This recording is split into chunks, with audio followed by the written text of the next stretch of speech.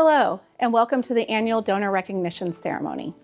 I am Julie Bergen, President and CEO of Kentucky Organ Donor Affiliates. It is my honor and privilege to welcome you to this special time as numerous donor families and friends gather to remember the loved ones who gave the ultimate gift, the gift of life. As 2020 ushered in the pandemic, it also created great concern and uncertainty for most of us. Some of you may not have been able to be with your loved ones in their final moments. Many of you may not have been able to gather for a traditional funeral with those you love. This isolation proved to make grief even more complicated.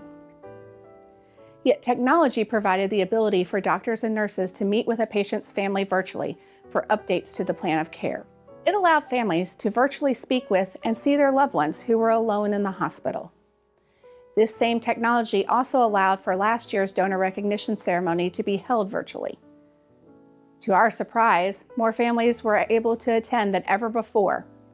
Over 10,000 donor families, friends, and others throughout the Donate Life community gathered virtually from across the nation and abroad to honor our donor heroes. While we were hopeful that 2021 would allow us to host this important event in person, it was not able to happen. For donation and transplantation to occur, the health and safety of your families and our staff are of utmost importance. We were disappointed to not be able to see you in person, to give hugs and share stories about your loved ones. But we hope that today's ceremony will bring honor to your donor hero and comfort to your family. Because of the generosity of your loved one and donor families like you, we were able to save more lives in 2020 than ever before. Our board of directors and leadership team are committed to the growth of our staff and facilities to meet the needs this increase brings. Such growth spreads the mission of donation further, allowing more families to be supported and more lives to be saved and healed through the gift of life. I am always amazed and humbled to know that in someone's darkest moment, they have the capacity to think of others. Because of the courage and generosity of their donor spirit, your loved one's story continues in others and with us. Their gift has become a beacon of hope to those in need and a guiding light to the KODA teams on the front line. On behalf of our board of directors, leadership team, staff, and many Donate Life partners, we extend our sincere condolences and our deep gratitude to your family. Thank you for joining us. We will begin today's ceremony by raising the Donate Life flag in memory of all donor heroes, followed by a moment of silence to recognize all that they gave. The flag will be raised by some members of the KODA's Donor Family Coalition.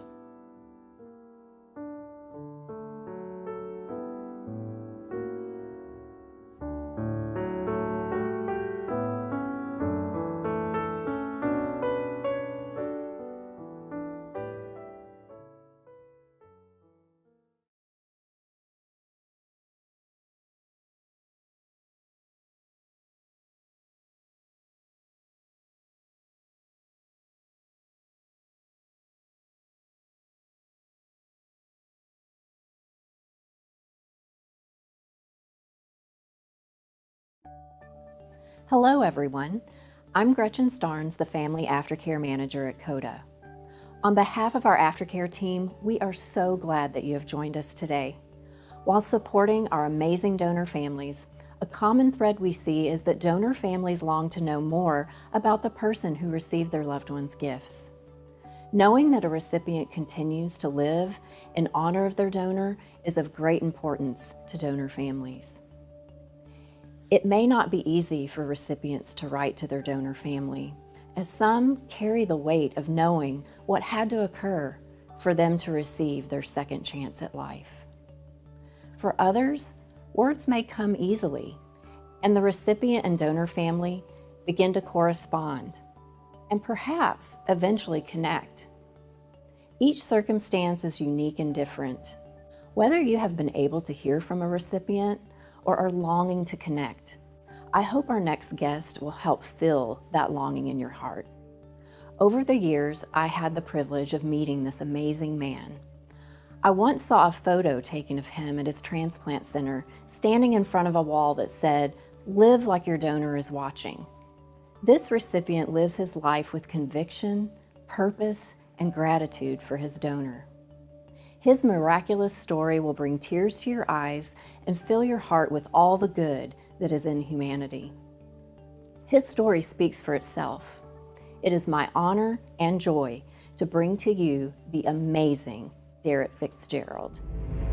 The Big Island of Hawaii is like no place else on Earth. A mythical landscape born from ancient fire. A contrast of striking natural beauty and rugged, unforgiving grandeur, shaped over a millennium. But it is the Hawaiian culture that infuses this island with true magic. A people whose relentless spirit and passion has defined this land for centuries. This spirit, this place, provides the perfect setting for an event as unique as Hawaii itself. This sport is brutal. If you drop your guard, that's when things start to go wrong. It's physical, mental, emotional. You're in for a long, hard day. It's really going to beat you down. A 140.6-mile journey across water and earth, where limits are pushed far beyond their boundaries and perseverance and determination face their ultimate test. It's just a drive and a passion to find out who you are in the end. It's so unique that you have to experience it to actually know what it's all about. Welcome to the toughest single day in sports. Welcome to the 2015 Ironman World Championship, presented by GoPro. The professional men fight it out for a championship at the front. There is no less exhilaration near the back. The age group athletes bring as much passion and inspiration as the pros do. Sometimes more.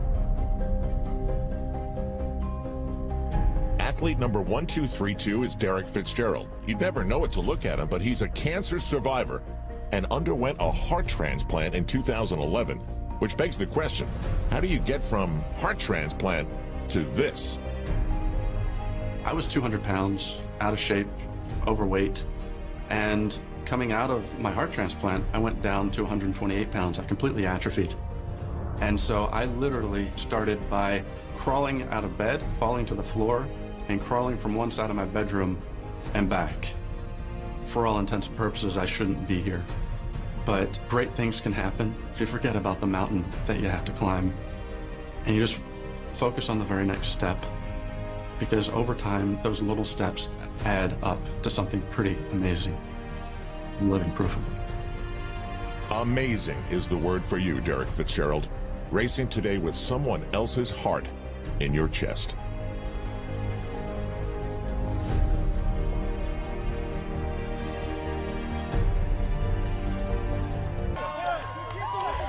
And then there's athlete number 1232, Derek Fitzgerald, who never dared to think he could be here. One of the things that my doctor told me was, Derek, you've been given a third chance, cancer, heart failure, then a transplant.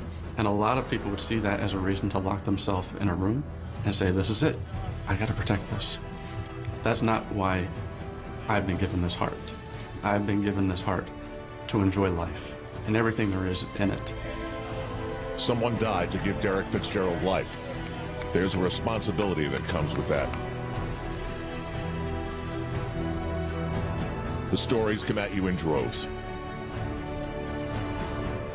Not all endings are happy. So I just want to confirm that you're ready to end your race? Yeah. Okay. I think if I keep this up, I can make it.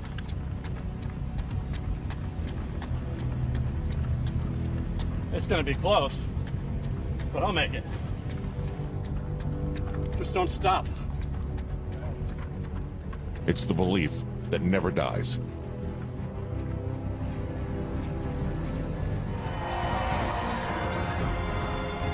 For the rest of my life, I'll know that I did that, and no one can ever take it away.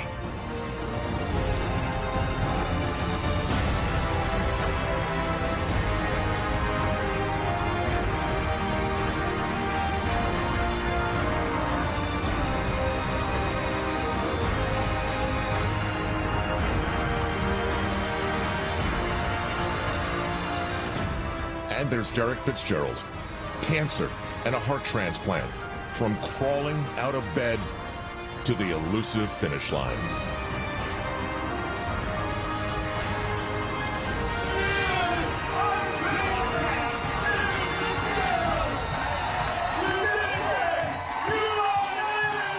if there's anything that I can do to honor my donor, honor the people that didn't make it as far as I have, and to find a way to give back and pay it forward all at the same time. That's what brought me to Ironman.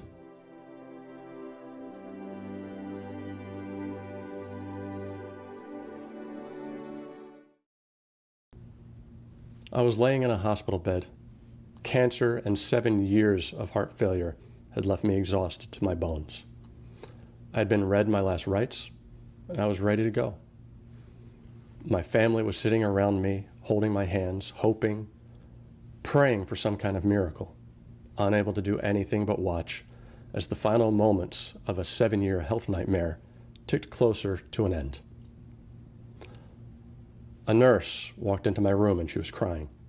She said, "Derek, we think we found a heart. Do you still want to go through with this?" My family cried in relief at the news, but in that moment, I thought about my donor. I thought about you. I thought about your family sitting around your bed, holding your hands, praying for some kind of miracle, crying tears of sorrow as the final moments of another nightmare came to an end. Neither of us were going to survive that day, but it was you and your family who allowed us to go on. It was your selflessness, your generosity, your courage and your compassion that made you and me into we. And for that, I will always be grateful. Your last gift was the stuff of heroes. And I've tried my best to live a life that's worthy, even though I know I never will. I've taken good care of your gift, and I've tried to be the best custodian I can possibly be. Now, you guys saw the video of us competing in the Ironman World Championship in Kona, Hawaii. And even though I had been in good health for most of my life, up until that time when I was 30 and diagnosed with cancer, I hadn't been active or athletic since college. But now we have completed 6 full-distance, 140.6-mile triathlons. We've ridden 3,400 miles across the United States, raising money and awareness for cancer and organ donation. We raised millions in an effort to make it easier for the next person going through their own health challenges, but I know it's not enough. We've spoken all over the country, telling everyone we meet about organ donation, about your generosity, but it's still not enough. We've watched the sunrise over Grand Canyon, celebrated with friends as our team won the Super Bowl. We kissed a pretty girl on New Year's Eve at midnight. We found love and we got married. I'm now 10 years out from your gift. January is going to make it 11. And there is a 7-year-old beautiful little girl named Emma who would have never been born if it wasn't for you. Your legacy has multiplied, and nothing I can ever say or do will match your grace. This is the challenge that you have put before me, and it's okay. Because even though I will never do enough to earn it, your gift has given me 2 powerful things. That's time and hope. And that is why it's my responsibility and my honor to try. I look forward to the day when we'll finally meet each other face to face, and I'll get the chance to thank you for everything you've given to this family. Back in 2012, we competed in our first Transplant Games of America, and it was there that I met my first donor family. They sat down next to me on a picnic bench, they opened up a scrapbook, and they introduced me to their son. They told me how he lived, they told me how he died, and of all the people he had saved.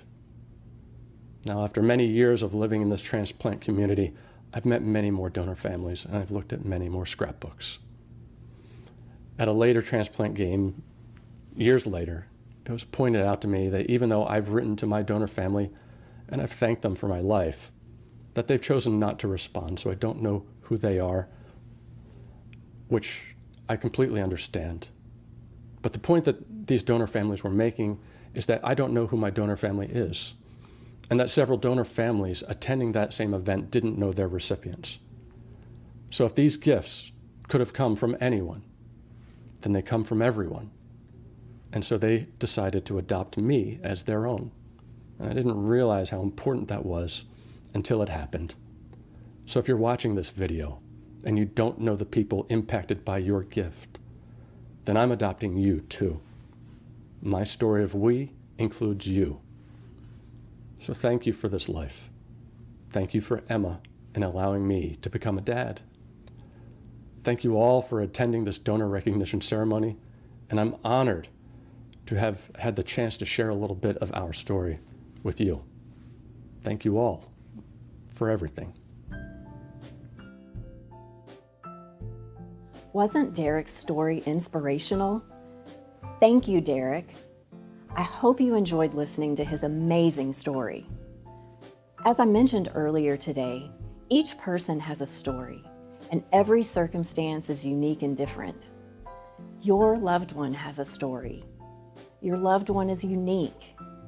Your loved one is a hero, and your loved one has a legacy. For the next moments, we will experience this year's video tribute. This tribute features our most recent donor heroes from 2019, 2020, and the first half of 2021. Let us reflect on their life and the legacy of hope they leave behind.